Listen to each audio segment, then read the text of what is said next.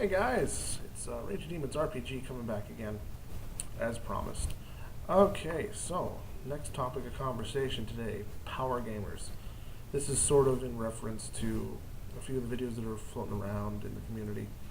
Um, kind of more inspired by the Strolling Bones, fellow Canadian, who overall vilifies and lures the power gamer, the min-maxer. I will smoke their ruin upon the mountainside until there is nothing but a crumbling, fiery crater. Okay, so yeah, Strolling Bones loathes, vilifies, just hates power gamers and min-maxers. And you know what? I'm with them. I don't like people that manipulate the system to make it, I don't know, to basically cheat. And that's what it is. It's a bit like cheating, but it's cheating within the rules. And I don't like that in life when people do it. I don't like it when they do it in role playing. Now, there are occasions that I do in fact let it slide. And that's mostly because it has to be fitting to the game. Now, and also sometimes it just doesn't matter what you roll, I'm still gonna get you. And I'm not after the players, but you know what? I can come up with an encounter that can take on any one of these min-maxers, no problem. My personal favorite game to do this in is Palladium's Rifts, whether you like it or not. When we play that game, everybody is told at the very beginning of the session, listen, whatever you can play just about anything. Run it by me first, but when you create your character, know this: there will be an equal enough encounter for you and your party combined that'll come up. There will be something for everybody. So the lower powered kind of guys occasionally will get themselves into a sticky situation where they'll be fighting lower powered enemies. And you know, the big powerful guys aren't going to be around all the time. Now, the power gamers, the min-maxers, the guys that really wanted to supercharge their characters and get real powerful, well, then they're gonna be messing with stuff that's far more powerful. And considering the megaverse of stuff you can get with the Palladium system, there's something to take them on. I mean, you could really just find something. But that's one example. That's one game. Overall, power gaming does hurt games, and I don't like it when people hurt games, because they hurt games, they basically hurt the table, and this table is my friends. These are people that I enjoy spending time with, and they're hurting me, because, I mean, I'm there too. I'm playing with my friends, and you show up, you create a character that's all maxed out, because, you know, especially point-based systems, you can totally min-max, and you ruin it for me, and you're kind of hurting my friends, and I'm sorry. I am far too old and far too large of a man to let somebody start hurting on my friends. So we're gonna have some words, and you know, most of the time it can be talked out real easily. Sometimes the people with distinct personalities and really high egos can't handle it, and they have to leave the session. And you know what? Sometimes that's good. You get them to leave the session, and if they come to their senses and want to actually have a good time with their friends, like they will, they'll come around and they won't like it exactly. It's not the game they wanted to play. They wanted to play their super duper ultimate Kamehameha Goku character, and no, sorry, dude.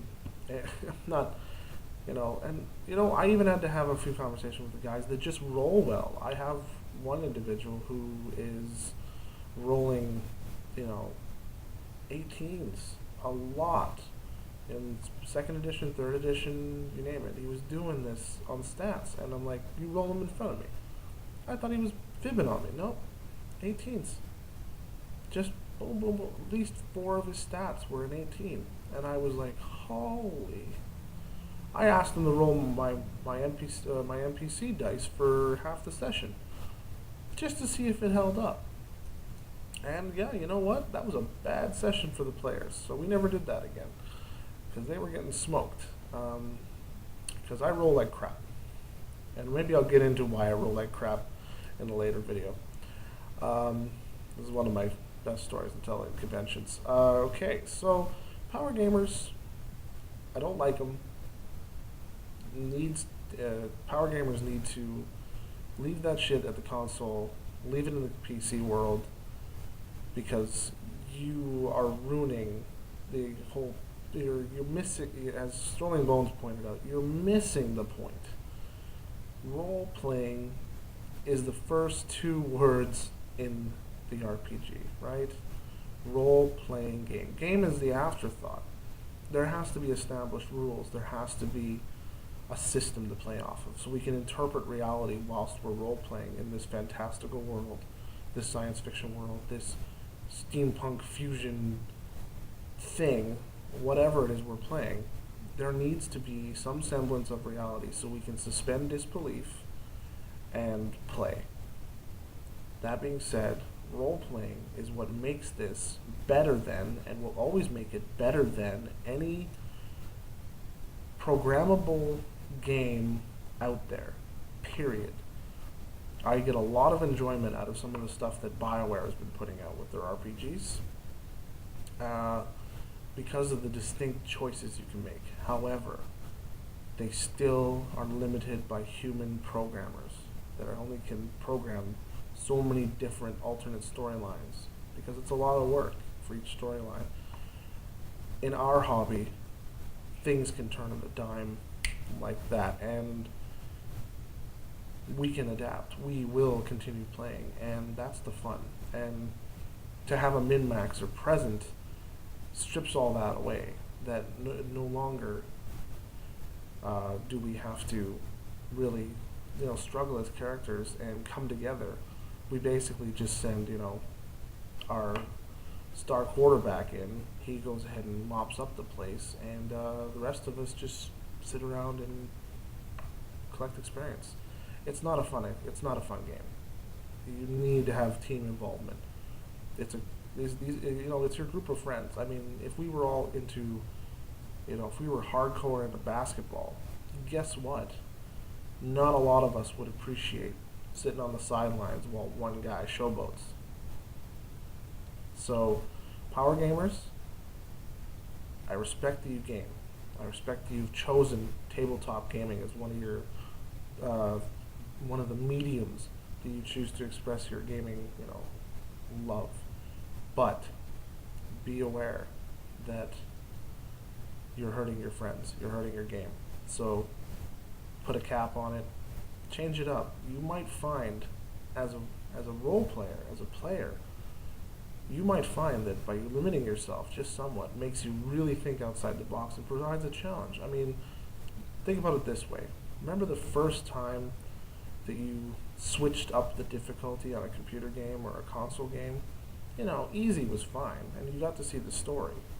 But remember the first time you went to your favorite game and went, you know what, I'm going to try and make it all the way through on Impossible, or Deadly, or Death Wish, or whatever the heck your game named it. Impossible difficulty.